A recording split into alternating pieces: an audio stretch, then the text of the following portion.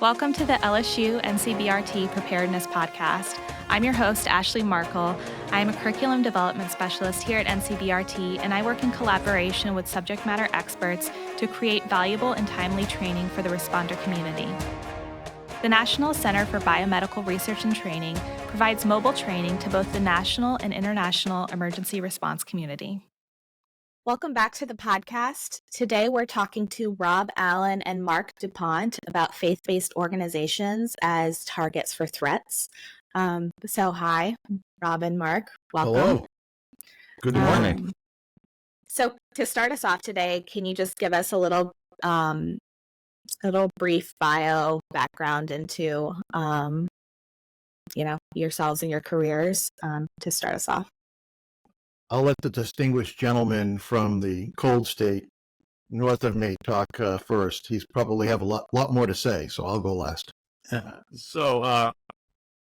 I'm retired from law enforcement. I was in law enforcement for almost 30 years, and now work as the Director of Community Security for the Jewish Community Relations Council of Minnesota, North and South Dakota. And in that role, I work with synagogues, schools, nonprofit organizations in the Jewish community, as well as individuals who want to increase their safety. And in addition to the Jewish community, we will help any faith-based organization. So we do a lot of physical security assessments for churches. I work very closely with counterparts in the Christian community and the Muslim community. And want to make all faith-based organizations safer. And I'm Mark DuPont. I have a long history of law enforcement in multiple ways and pathways, the most notable being 27 years in the Coast Guard, and then from there as the Chief of Intelligence for the state of Florida.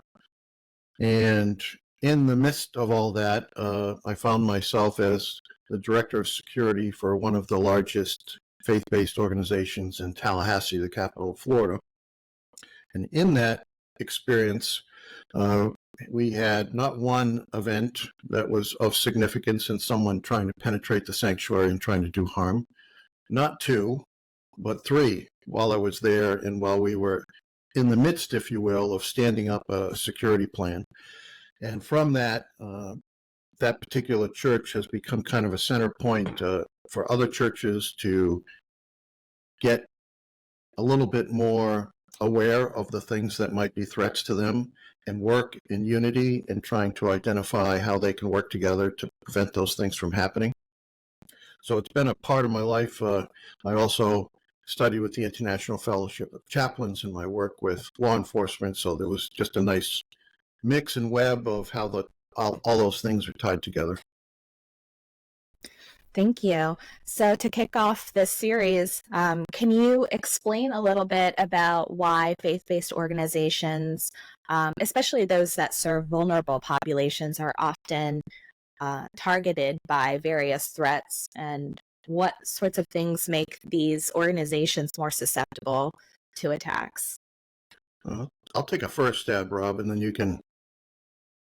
By the way, this is a loaded question. I mean, we could just spend the rest of the podcast answering this because I think there's multiple layers to it. I think you need to kind of break it down into multiple parts. First and foremost, there's approximately 350 to 400,000 individual congregations in the United States. And about 69% of the people in America, 70% of people in America attend some sort of service at least once a year. This is through a DHS report looking at faith-based organizations and the threat to them.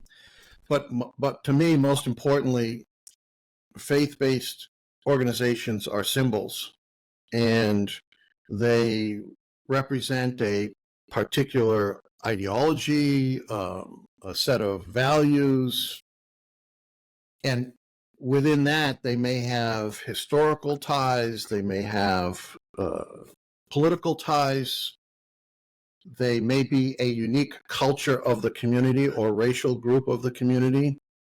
So all those things including that they're a symbol, usually most recognizable if you think about where churches are in America and where they've been since our beginning. They're usually a central point. So they represent a physical symbol of what those things stand for. And if there's someone that disagrees with that, whether it be ideologically based, whether it be philosophical, whether it be psychological, whether it be political, they become a center point, if you will, for someone that wants to do some harm and maybe do something that's notable that other people are going to recognize. So that's my first peel back of the onion. Rob, I'm sure you have more to add. Yeah, I agree with you completely, Mark. And those people who study violent acts, the Secret Service has done extensive studies on people who have done attacks, as has the FBI and ATAP, the Association of Threat Assessment Professionals, talk about a pathway to violence. The people who do these attacks, start at one place and it ends up with the attack. Well, that starting place often is called a grievance.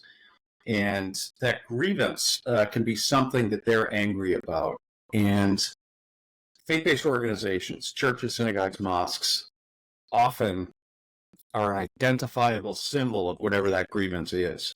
So, for example, the person who shot up a synagogue in 2018 in Pittsburgh had a grievance about immigrants coming into the country and was focused on the fact that a Jewish organization, the Hebrew Immigrant Aid Society, Resistance Society, had done work to assist immigrants relocating into the United States. And he attributed that to all Jewish communities. And so his grievance was immigrants, and that's what he focused on. The shooter who shot up Charleston, church in Charleston, was a racist and wanted to start a race war, and focused on that church's role as a center point in the African American community in Charleston. So a lot of times, people with a grievance look for a symbolic place to carry out that act, and sadly, oftentimes it's a faith-based organization. And I'll add to that, let's couple, like I said, there's so many layers to this onion. These organizations play an important role in the community that they're in. They provide social services. They provide food, shelter, clothing. They might even provide housing, depending on where you are and the size of that organization. And so they publicize all that, right? They make announcements when services are going to be held. They make announcements when they're doing events to support parts of the community that need their help and need their services.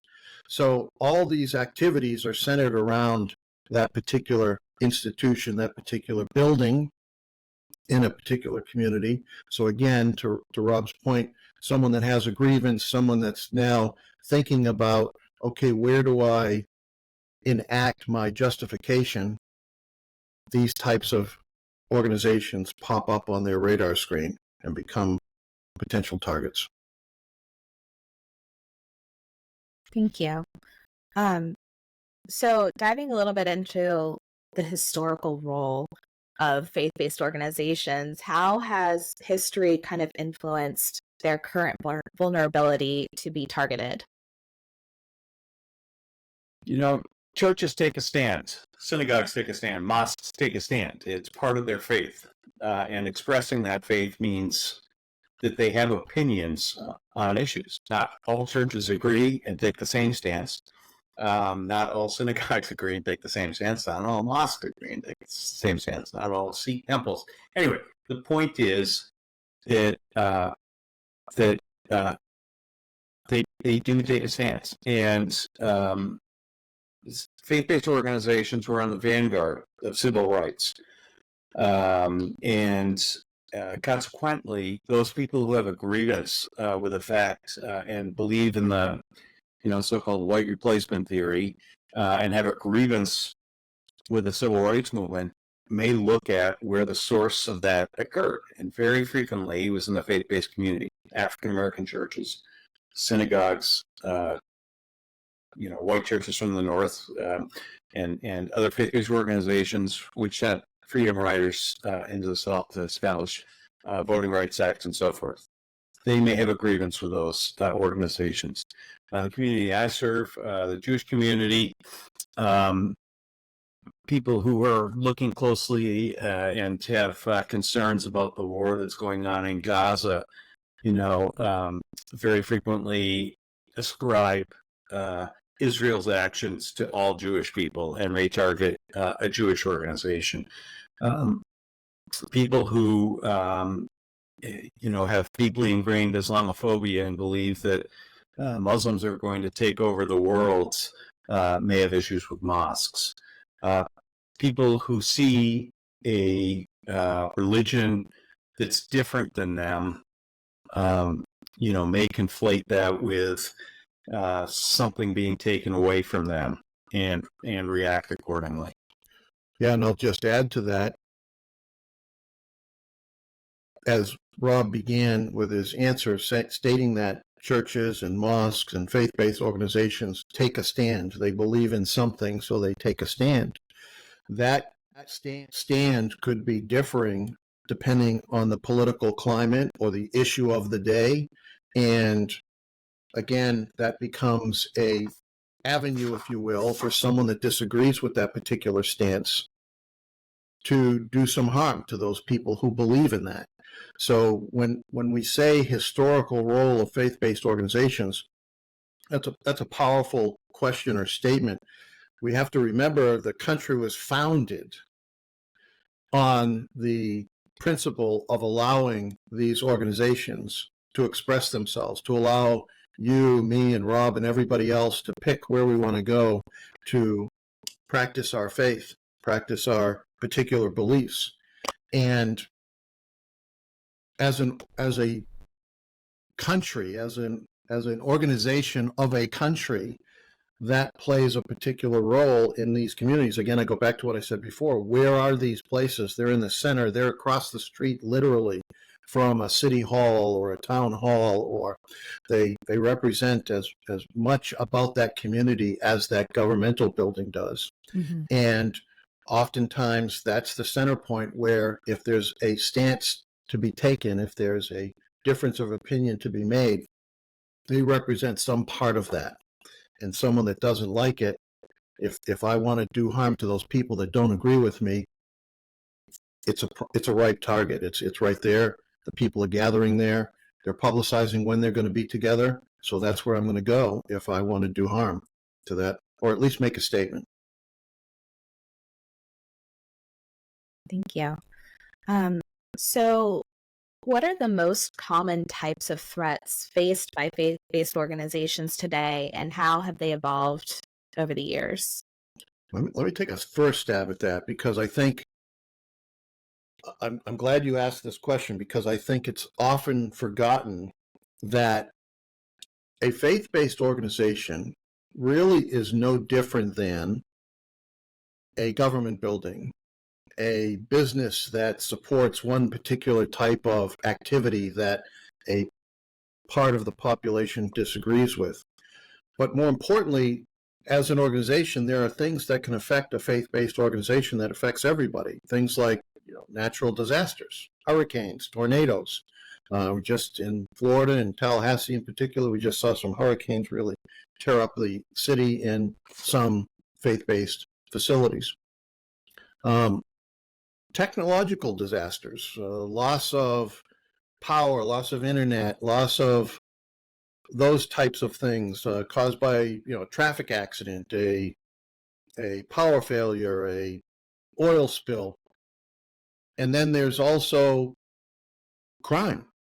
When people, whoever they are, again, big target, big building, something that's nobody's there at this particular hour of the night, we can go do some things, do some harm to that, whether it be spray painting the building and or trying to break in and steal some things that are in it. So all those things, aside from what we've talked about leading up to this, are things that can affect a faith-based organization. Now you add to it what we have currently, we talk about active shooters or domestic violent extremism and those types of things, those add to it. But my point is, if we pay attention to those other things and prepare ourselves well to prevent them from happening and or be resilient when they do, these other things can be handled a little bit more effectively. Sorry, I had to get that out, Rob. No, I agree with you completely. And I think as security professionals, often we look at these horrible worst case scenarios, and we have to keep in mind that, look, attending synagogue, attending church, attending a mosque is a relatively safe thing to do. The most dangerous thing you do when you attend services typically is drive to the service. If you make it home safely and you make it to the your faith-based organization safely, you've managed the most dangerous part of that whole process. So in security professionals, we tend to focus on these horrible threats and how do we mitigate those, and we forget about the mundane. And churches, synagogues, mosques love candles, right? And if you look at what's caused the most property damage to faith-based organizations in the last 50 years, it's candles. Fires that have been started and those types of things. So we remind people, fire safety, fire safety, fire safety. The reason we talk about these threats is because in an environment of increased political polarization, faith-based organizations often take the brunt of focus from people who have that particular grievance. And so when we talk about the less mundane things, the sort of low frequency, high risk events, like attacks, I think that's what's happening there. So I think increased polarization means that any issue in churches and synagogues and mosques and temples take on serious issues and often state, this is our opinion on, abortion, on LGBTQIA rights, on immigration, on all those types of things, and that may set off people with grievances. Yeah, and just to circle back to all those things happen, and my point, if faith-based organizations and institutions experience the same type of crimes and challenges as any other business or community center, the key point and the reason why we're having this discussion is that they're often the ones last to consider these challenges.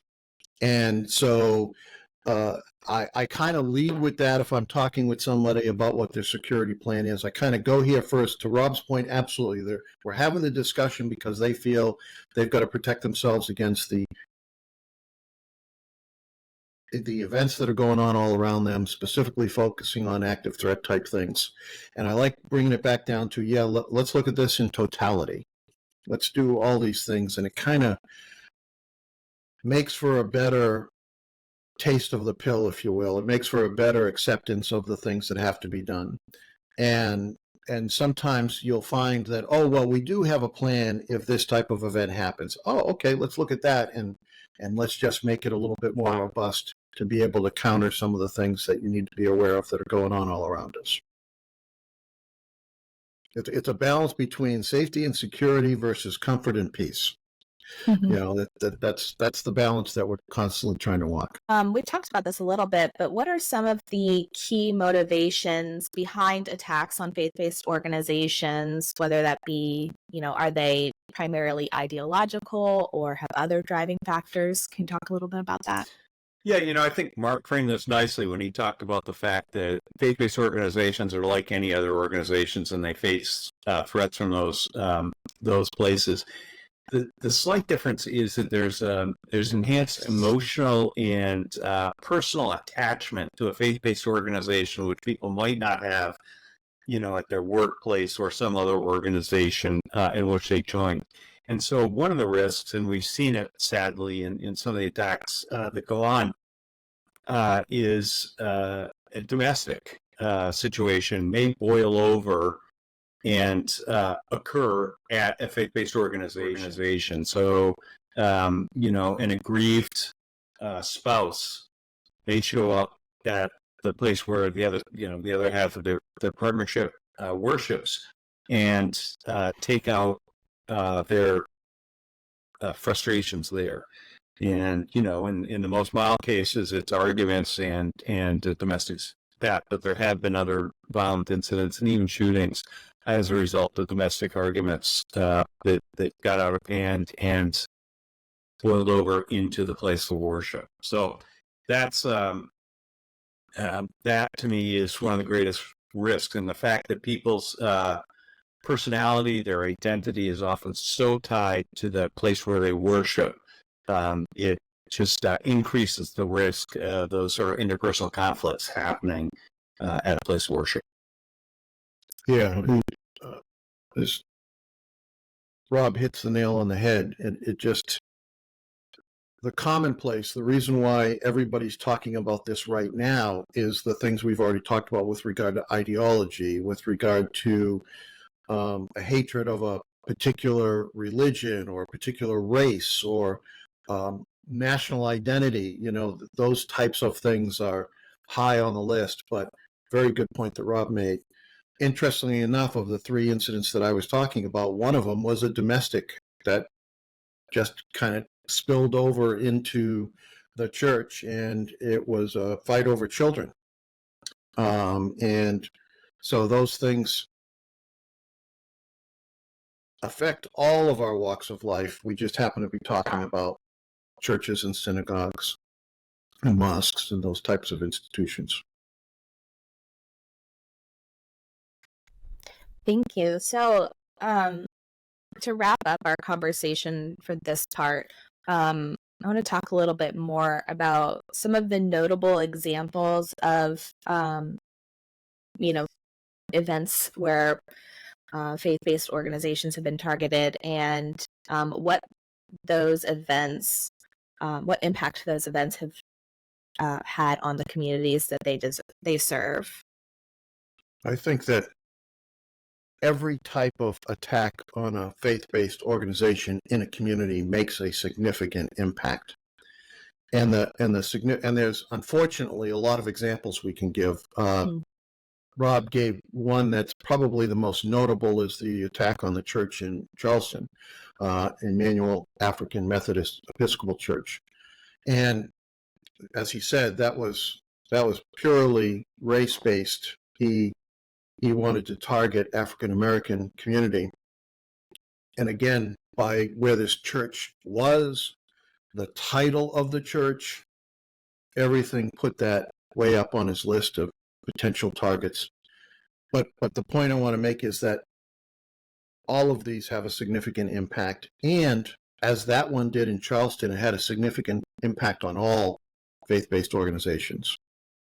Because we haven't said this blatantly, but one of the things that churches and mosques and temples try to balance is that comfort and peace versus safety and security. One of the first pastors I worked with, his opening statement was, I want this to be a place of refuge. I want this to be a place where people don't have to think about those types of things. And my response to that was, if we do what we're proposing to do here, we can affect that. We can allow them to have that comfort and peace. But we have to do our due diligence in protecting the flock. So I think all of them have an impact. The most recent that I can think of is the one in Austin in 2021. Again, that one got a lot of attention, but this particular individual set fire to the synagogue. Another interesting one, just to show the diversity, is a man in 2022 goes and shoots up a Taiwanese church, and his goal, his quote, what he said was he wanted to execute in cold blood as many people as possible because of his hatred for the Taiwanese, and he chose this church at random. Again, why did he choose that church? Big symbol. Stood for the things that he hated, its location, it was easily identifiable, and this was a 68-year-old individual that decided to use that church as a particular target. And I think it's important to just sort of reemphasize this. Churches, synagogues, mosques, Sikh temples, Taiwanese churches. It doesn't matter. The faith of the faith-based organization doesn't matter. They've all been targeted, and often, we've gone over the reasons. But I will say this: we had a mosque bombed by some white supremacists who drove up from Chicago and bombed a mosque here locally. And one of the people who testified in the penalty phase of the trial was the executive director of the Jewish Community Relations Council that I worked for. And the executive director said this: an attack on a mosque is an attack on a synagogue. It's an attack on a church. Any attack on a faith-based organization is an attack on all faith-based organizations. And so I think, we got to keep that in mind, that the identity of the specific faith-based organization that gets targeted is less important than the fact that it was a faith-based organization that was targeted. Mm-hmm. Great point. Absolutely.